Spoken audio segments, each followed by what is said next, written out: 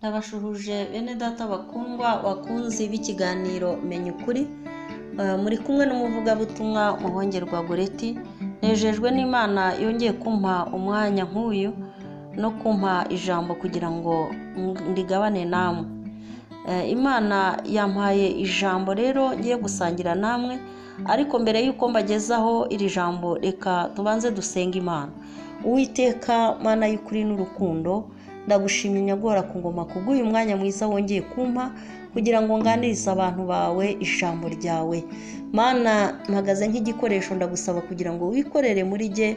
Mwami, ni wowe uzi iby'ubwoko bwawe bukeneye, abantu bawe uzi ijambo ribakwiye. Ndagusaba kugira ngo umanuke mu ijambo ryawe, wigishe buri wese. Mwami, icyo nsaba ni ukugira ngo buri wese wumva iri jambo ugiye kunyuzamo, Mwami Imana, rimubere umugisha, ribashe kumuhindura, ribashe kumugira uwo ushaka kwaba we. Icyubahiro cyose kibi cyawe mu izina rya Yesu, amen. Mbaza ni ijambo ry'Imana, tugiye kurebera hamwe ibintu bitanu bituma amasengesho y'umuntu asubizwa. Tugiye kurebera hamwe ibintu bitanu bituma amasengesho y'umuntu asubizwa. Burya amasengesho aba menshi, ariko hari isengesho rigira imbaraga rigakora ku mutima w'Imana. Isengesho rifite ikirishyigikiye, isengesho rifite ikirishyigikiye rigira imbaraga rikabasha gukora ku mutima w'Imana. Tugiye kureba rero ibyo bintu bitanu bituma amasengesho y'umuntu asubizwa. Icya mbere tubona ni ugusenga ubishyizeho umutima. Gusenga ubishyizeho umutima nicyo kintu cya mbere cyatuma amasengesho yawe asubizwa. Hari ugusenga utabishyizeho umutima, gusenga ubishyizeho umutima. Iyo dusomye ijambo ry'Imana muri Mariko ibice 11 umurongo wa 24, haratubwira ngo nicyo gitumye mbabwira nti ibyo musaba byose mubishyizeho umutima, mwizere yuko mubihawe kandi muzabihabwa. Bivuze ngo hari ugusenga ubishyizeho umutima, hari no gusenga utabishyizeho umutima.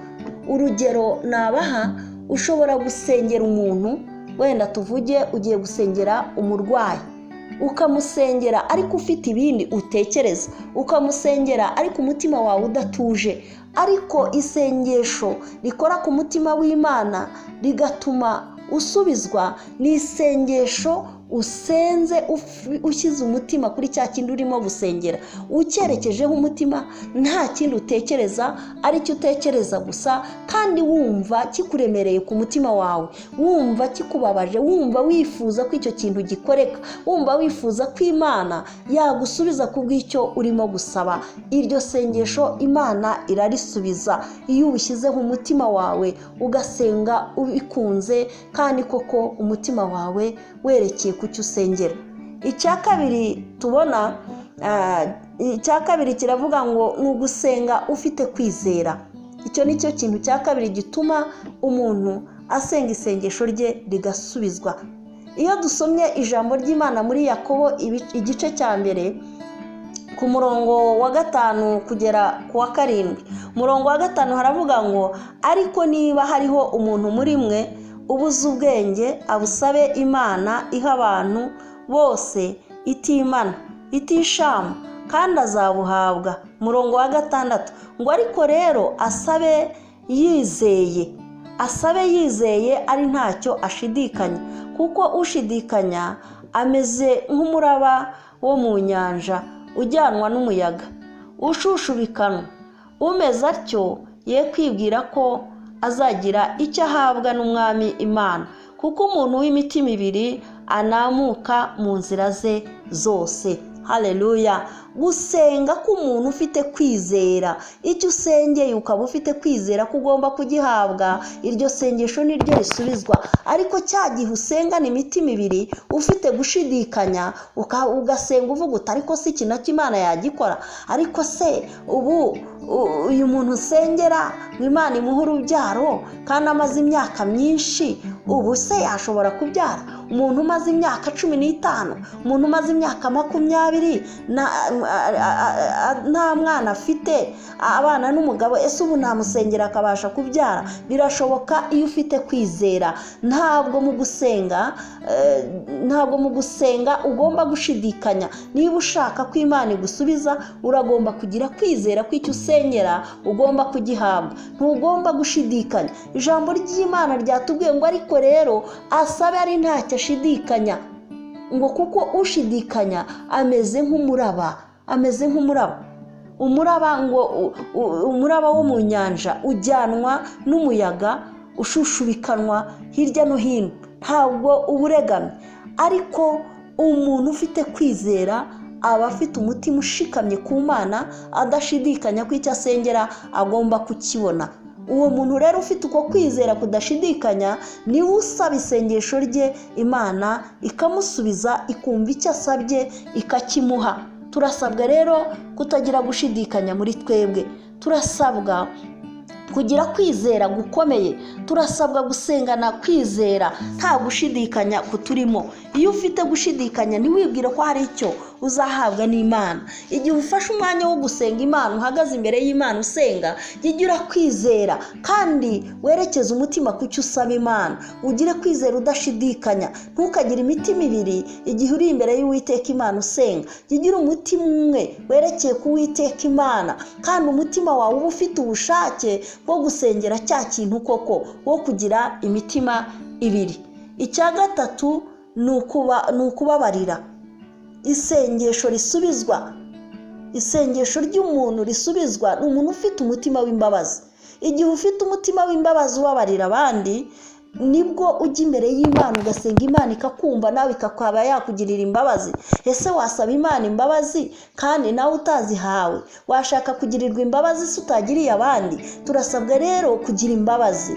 Iyo dusomye muri Mariko ibice 11 umurongo wa 25, haratubwira ngo kandi nimuhagarara musenga, hakaba hari umuntu wabagiriye nabi, mumubabarire kugira ngo so wo mu ijuru nawe abababarire ibyaha byanyu. Imana yacu nishimwe cyane. Bivuze ngo igihe uhagaze imbere y'Imana usenga, urasabwa kubabarira umuntu mwaba mufitanye ikibazo uwo ari we wese, umuntu wakubabaje, umuntu waguhemukiye, urasabwa kumubabarira kugira ngo Imana nayo ibone kukugirira imbabazi, yite ku byo usenga, ikugirire impuhwe, irebe icyifuzo cyawe, igusubize, kuko nawe ufite umutima w'imbabazi. Ariko niba udafite umutima w'imbabazi, ntiwibwire ko Imana izakugirira imbabazi. Urasabwa rero kugira kubabarira niba ushaka ko amasengesho yawe asubizwa. Imana isubiza amasengesho y'umuntu ufite umutima w'imbabazi. Imana igasubiza amasengesho y'umuntu ufite kwizera. Imana igasubiza isengesho ry'umuntu usengana umutima ufite ubushake, usengera ikintu wumva ubishaka koko. Icya kane gituma isengesho ry'umuntu risubizwa, gukiranuka. Umuntu usenganye gukiranuka, adafite umutima umurega, afite umutima utunganiye Imana, uwo nguwo ni usenga, Imana ikamusubiza, ikumva gusenga kwe, ikamuha icyo ayisaba. Turasabwa gukiranuka rero niba dushaka ko amasengesho yacu asubizwa, niba dushaka ko Imana itwumvira mu byo tuyisaba byose. Nitugire kubaho mu buzima bukiranuka, nitugire gukiranuka, nitugire kuba abejejwe, tubeho mu buzima bwejejwe.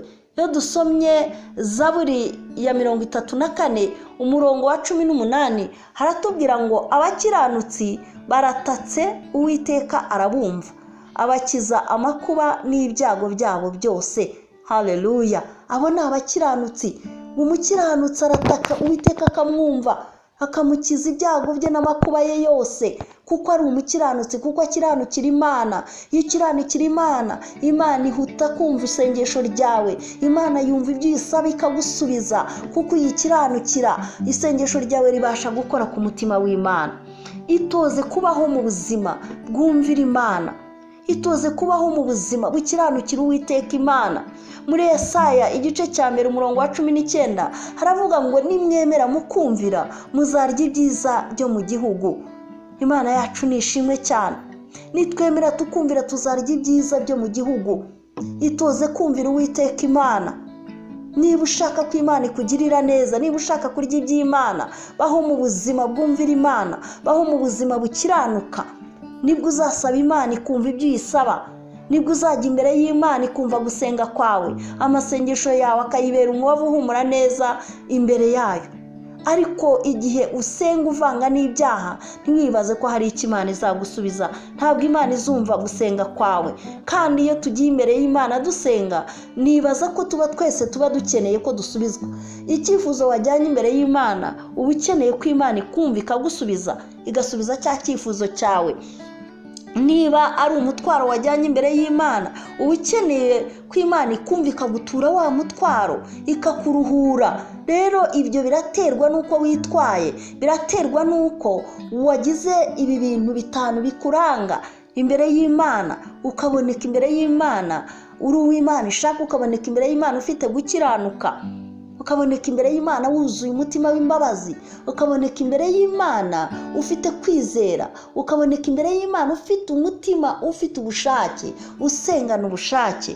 Icyanyuma aricyo cya gatanu tugiye kureba gituma umuntu asenga isengesho rye rigasubizwa ni ugusengana umwete. Iyo usenganye umwete, Imana iragusubiza. Kugira ngo Imana isubize amasengesho yawe, nuko usenga utarambirwa, ugasengana umwete, nturambirwe. Tubona urugero rw'umupfakazi muri Luka ibice 18, iyo dusomye umurongo wa mbere kugera ku murongo wa 7, tuhasanga inkuru z'umupfakazi watitirije umucamanza ngo utarubahaga Imana, ntiyite no ku bantu. Ariko uwo mupfakazi ngo araguma aramutitiriza, yamusabaga ngo amurengere ku mwanzi we, aramutitiriza ngo amara igihe atamwumva. Ariko kuko amurembeje, ngo ageze aho aribaza ati reka murengere kugira ngo atajya ahora aza imbere yanjye akandushya. Aramurengera. None ubwo bimeze bityo, Imana ntizarengera intore zayo ziyitakira ku manywa na nijoro? Uwiteka nashimwe cyane. Imana izarengera umuntu uyititiriza, Imana izarengera umuntu uyisengana umwete utarambirwa. Iyo dusomye muri Yakobo ibice 5 umurongo wa 16 bayaho, na agace ka nyuma karangiza, haravuga ngo gusenga k'umukiranutsi kugira umumaro mwinshi iyo asenganye umwete. Ndakwifuriza gusengana umwete, ntugacogore igihe ufashe igihe cyo gusenga Imana. Igihe hari icyifuzo ushyize imbere y'Imana, ntugasenge ngo urambirwe ubivemo, ahubwo ujye ukomeza utitiriza Imana, ntukarambirwe. Ngibyo ibintu 5 biranga umuntu usenga agasubizwa. Ibintu 5 bituma amasengesho y'umuntu asubizwa n'ibyo nk'uko mbibabwiye. Icyambere tubonye ko ari igihe umuntu asengana ubushake, usenganye umutima ukunze. Icya kabiri tubonye ko ari isengesho umuntu asengana kwizera, afite kwizera, umutima wizera Imana adashidikanya. Icya gatatu tubonye ko ari umuntu usengana umutima w'imbabazi, agasenga afitiye abandi imbabazi. Uwo niwe nawe uzigirirwa n'Imana. Icya kane tubonye ko ari isengesho ry'umuntu usengana gukiranuka, adafite urubanza, adafite icyo Imana imushinja. Uwo nguwo niwe usenga Imana ikamusubiza. Icyanyuma tubonye ko ari isengesho umuntu asenganye umwete. Isengesho umuntu asengana umwete, Imana iraryumva. Gusenga utarambirwa, gusenga ushyizeho umwete, Imana iragusubiza. Imana ikita ku masengesho yawe ikagusubiza, kuko wagize umwete, utacitse intege, utarambiwe ngo ubivemo. Icyo nicyo gikora ku mutima w'Imana. Imana ikunda umuntu utitiriza, Imana ikunda umuntu utarambirwa. Imana yacu nishimwe cyane. Haleluya. Reka twitoze kubaho mu buzima bwumvira Imana, twitoze kugendana ibi bintu 5 igihe tugiye imbere y'Imana dusenga. Twitoze kuba dufite izi ndangagaciro, kuba dufite ibi bintu bituranga uko ari 5. Ube wifitiye icyizere ko bifite, uba ugaragara imbere y'Imana ko ufite umutima w'ubushake, ko kuje imbere y'Imana ubishaka, ushaka gusenga. Ugaragara imbere y'Imana ufite umutima wizeye, ugaragara imbere y'Imana ufite kubabarira muri wowe, ugaragara imbere y'Imana ufite gukiranuka, ufite kubaho mu buzima bwejejwe. Ugaragara imbere y'Imana ufite gusengana umwete, nta bunebwe ufite. Iby'Imana biribwa n'abarambije abarambiwe bagiye babivuyemo kare. Ndakwifuriza rero kutarambirwa ngo bivemo, ahubwo ukomeze ugire ishyaka n'umwete wo gutitiriza Imana, usenga Imana ntukabivemo Imana itaragusubiza, ahubwo usenge ushishikaye kandi ufite kwizera. Imana yacu nishimwe. Soza rero nagira ngo mbabwire ngo niba tumaze gusobanukirwa tukamenya icyadukiza, nimureke twemere tugikore. Haleluya. Nimureke twemere dukore iby'Imana dushakaho. Niba dushaka kugirirwa neza n'Imana, niba dushaka ko Imana itwumvira, nimureke natwe tuba bumvira Imana. Niba dushaka ko Imana yumva gusenga kwacu ikadusubiza, nimureke dusenge dufite umutima ubishaka, dusengane umutima w'ubushake. Niba dushaka ko Imana isubiza amasengesho yacu, nimureke dusenge dufite kwizera tudashidikanya, dusengane umutima umwe, dufite kwizera imbaraga z'Imana, dufite kwizera ko Imana itwumva kandi Imana idusubiza. Nimureke tugire umutima w'imbabazi, usengane imbabazi, usengane kubabarira abandi. Niba hari uwaguhemukiye, ubanze wikiranure nawe umubabarire. Niba nawe hari uwo wahemukiye, ubanze umusabe imbabazi, wikiranure nawe, kugira ngo ujye imbere y'Imana nta rubanza rukuriho, ujye imbere y'Imana nta mutima ukurega, nta mutima ugucira urubanza. Nujya imbere y'Imana ufite ibi bintu uko ari bitanu bikuranga, nukuri amasengesho yawe azasubizwa. Imana izumva gusenga kwawe. Uzasenga isengesho rikore ku mutima w'Imana, kuko uzaba uri uw'Imana ishaka, uzaba wujuje iby'Imana ishaka ko abazi imbere yayo baba bafite. Uzaba wujuje ibiranga umuntu ukwiye kuza imbere y'Imana. Imana idufashe kandi dushoboze tugire ibi bintu uko ari bitanu. Niba uje imbere y'Imana ube wifitiye icyizere, ube koko uje imbere y'Imana n'umutima wawe wose ubishaka. Niba uje imbere y'Imana, uje imbere y'Imana ufite umutima wizeye udashidikanya. Niba uje imbere y'Imana, uje imbere y'Imana gusenga ufite umutima w'imbabazi, ufite kubabarira muri wowe, nta nziko ufitiye mwene so, nta rwango ufite mu mutima wawe, nta kwikakaza ufite muri wowe, ufite guca bugufi, ufite umutima umenetse imbere y'Imana. Uwo ni wo mutima ugenda ugakora ku mutima w'Imana, Imana ikamanuka igasubiza amasengesho yawe. Ujye imbere y'Imana ufite umwete, ushishikarire gusenga Imana, ntukarambirwe kugeza Imana igushubije. Uwiteka Imana iduhana umugisha, mwumvira ijambo, muhabwe umugisha mwumva iri jambo. Ibi bintu mubyiteho uko ari bitanu, ni ibintu biranga umuntu, ni ibintu bituma umuntu asenga amasengesho ye agasubizwa.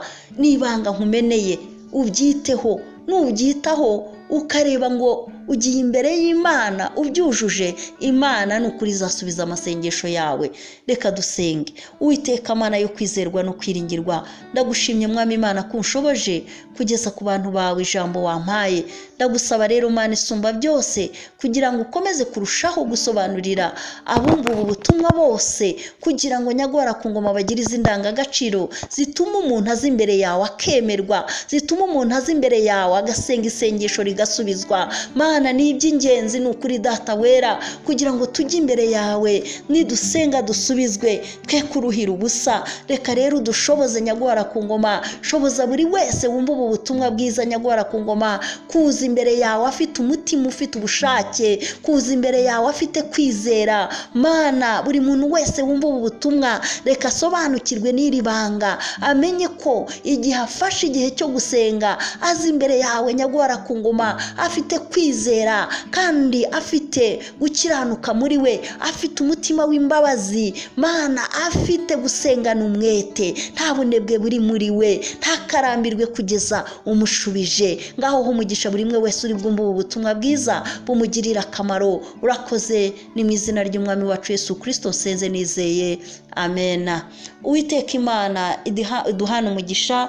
Bene Data bakundwa bakunze b'ikiganiro Menya Ukuri, rero ndabasaba wowe wumva ubu butumwa ari ubwa mbere gufungura iyi channel yacu ya YouTube, ndagusaba kugira ngo ujye ukora subscribe, ukore subscribe kandi usangize ubu butumwa bagenzi bawe, ndetse ukore no kuri like.